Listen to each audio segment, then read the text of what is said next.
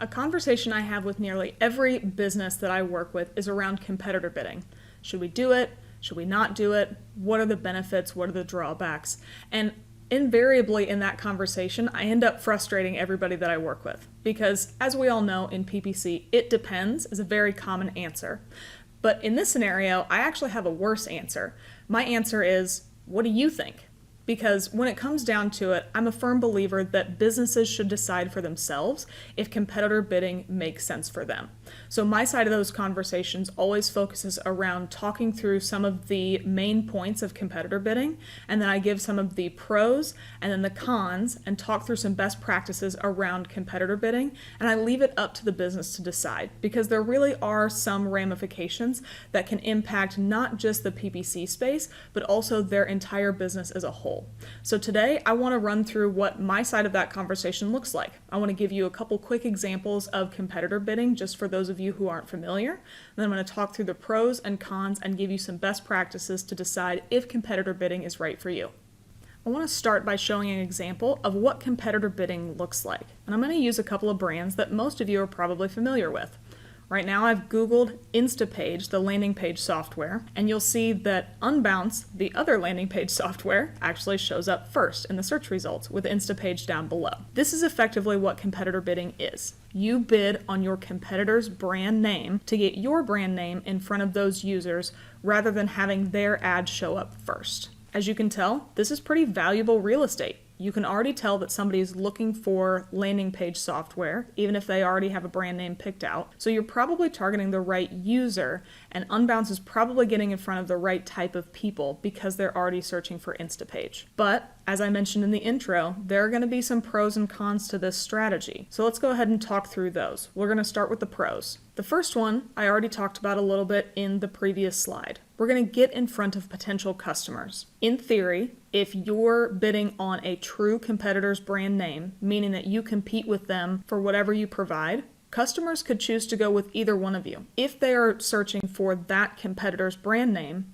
in theory, they should be able to work with you as well. So they should be the right types of users because they're searching for your competition and you could try and steal away those customers. Next, you can bid on any variant of your competitor's brand name. The example we just showed with Instapage versus Unbounce is an example of bidding on the head term or a short tail keyword because it's just the brand name that was in there. In a little bit, we're going to talk about how you can bid on some longer tail keywords as well because you're allowed to bid on any version of the brand name that you want. You can bid on any keyword that you want on Google and Microsoft. Next, you can pay to outrank your competition. Obviously, SEO has a very big impact on where you end up showing up in the search engine results pages. It's a very important digital marketing strategy, but there's almost no way for you to overcome your competitor's ranking for their own name. So PPC allows you to outrank your competition and vie for that top spot, like we showed in the previous example. Lastly, one of the benefits of competitor bidding is that the cost per click is usually lower on your competitor's brand name than it would be on a non-brand generic type of keyword search. If we just search for landing page software, the CPCs that result from that search are most likely going to be higher than they would be if we were bidding on either Instapage or Unbounce. So sometimes this can be a way to get slightly cheaper traffic to come to your website who are, in theory, just as qualified as those people searching for landing page software. But as I mentioned earlier, there is a downside to bidding on your competitor keywords. So now let's go through the cons of bidding on competitor terms. The first one is the biggest reason people typically don't run competitor campaigns, and that's retaliatory bidding. Effectively, what this means is that if you start bidding on your competitor keywords, they will more than likely notice that you're doing it, and they will start to bid on your brand terms. And that has a couple different effects that most businesses simply don't want to tolerate. Overall, now that you have more people bidding on your brand term, the cost per click gets more expensive because there actually is competition. So your brand terms just got more expensive, which almost invariably means that they are less profitable than they were before because that cost per click, that cost per acquisition, went up at the first stage of the buyer funnel. Second, Most companies like the fact that they can own the search engine results page for their brand, and they don't want to lose that share of voice on the search engine results page. So when other competitors start to bid on your terms, you're no longer the only person talking about your brand. Now you have to beat out your competitors as well. These are the biggest reasons that most companies decide not to run competitor bidding campaigns.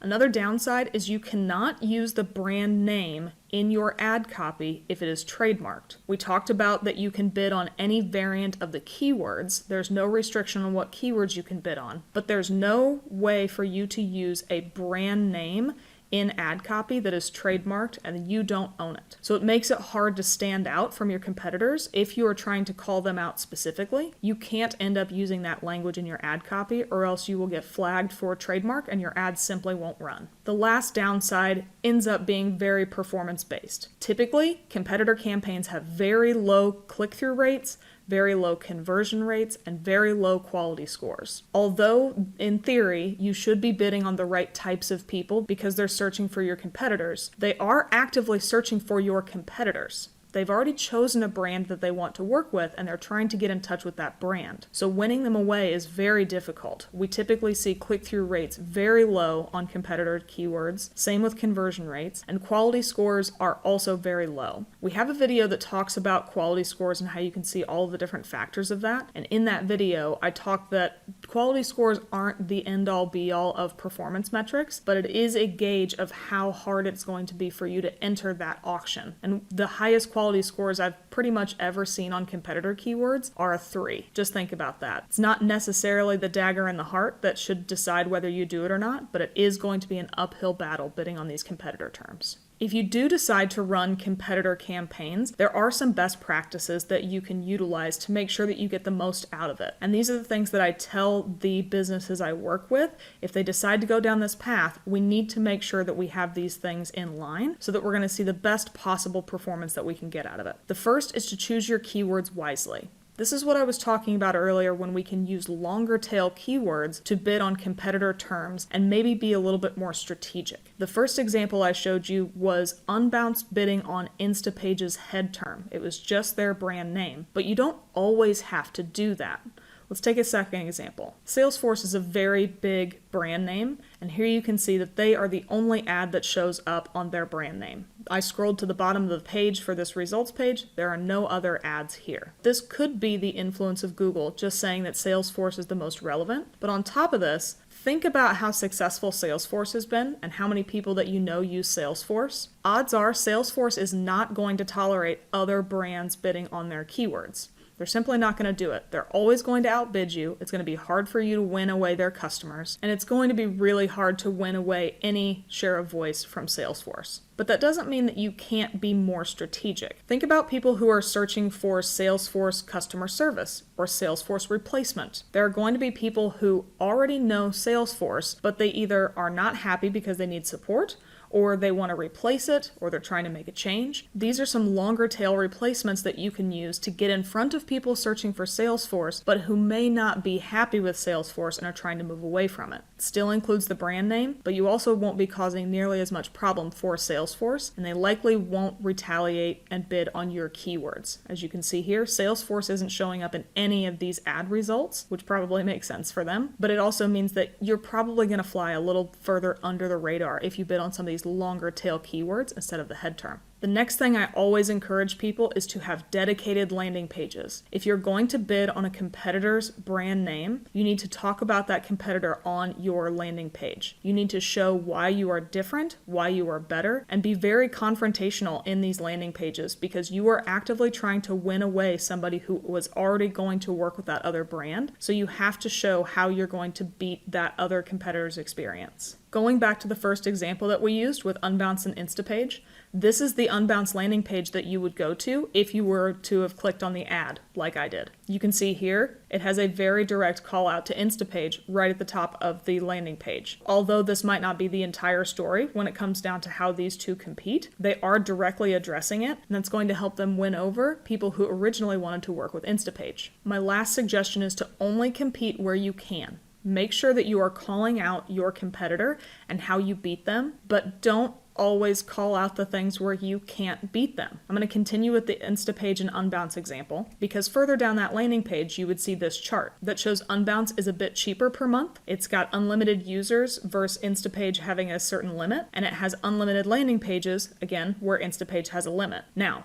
this is by no means the entire comparative experience of how Unbounce can support you and Instapage can support you. I have seen many instances where Instapage was the right option to go with for a certain business and other ones where Unbounce was. But you'll notice here, they're only calling out the areas where they can compete. This paints a very rosy picture of Unbounce compared to Instapage, and it would be a very compelling set of information to look at if you were trying to decide which landing page software to go with. So again, I don't want this entire video to be about Unbounce versus Instapage. We think they are both wonderful and we actively use both of them for different businesses for different reasons. But again, you can see here that Unbounce is doing a pretty compelling job saying that they are in a better position than Instapage to support you. Once I've laid out all of these different things to the businesses that I work with, again, I leave it up to them whether they want to do competitor bidding. Are there longer tail keywords we can go after to fly a little bit under the radar? Is their brand performance profitable enough that we could weather an increase in costs? Are they actually a better solution than their competitors to a point where we would feel comfortable calling out the differences on the landing page, similar to how we see in this example? That's all up to them. I can't make that decision for them. So hopefully with this overview,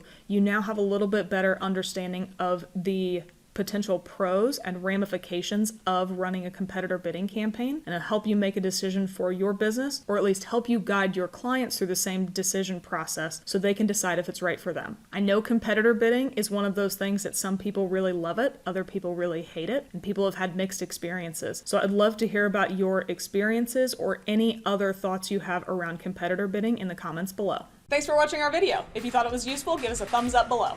We release a new video at least once a week, so if you want to get notified of when a new one comes out, be sure to subscribe to the Paid Media Pros channel.